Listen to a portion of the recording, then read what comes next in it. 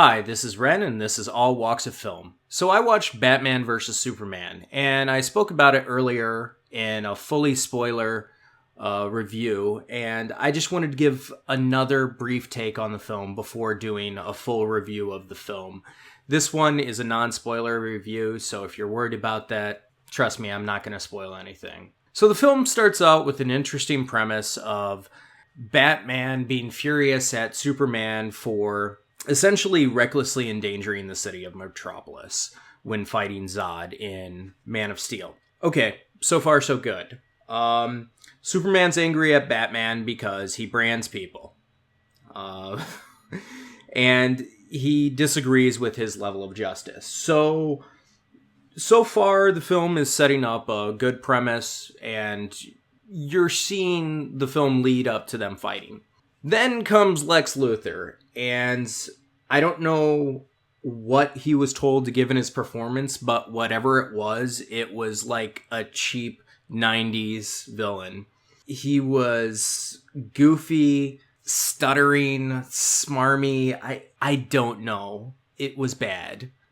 And I blame a lot of the lack of quality of this movie to that one actor. Yes, Jesse Eisenberg ruined Batman vs. Superman. Now, the movie isn't really targeted towards, the smarter DC audience, which I was very disappointed by. I thought that The Dark Knight set up a universe where DC movies were smarter than the Marvel movies, but based on this movie, not so much. And I am not a Marvel fanboy. I personally thought the second Avengers movie was terrible.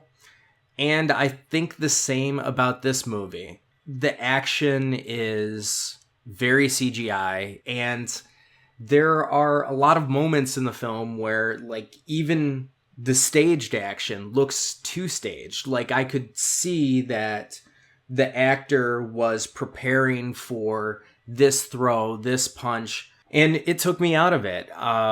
I've been spoiled by movies like The Raid Redemption, and some of the Marvel movies have done action in a little bit better ways than this one. So yeah, the fight doesn't go on that long if you were hoping for this epic showdown, and the reason for them fighting is very contrived.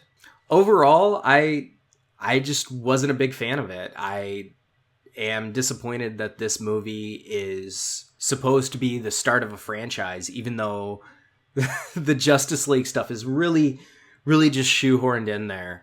There's no introduction of the characters, if that's what you're thinking. I mean, Wonder Woman gets a brief moment, but all the other characters are shown through a computer screen.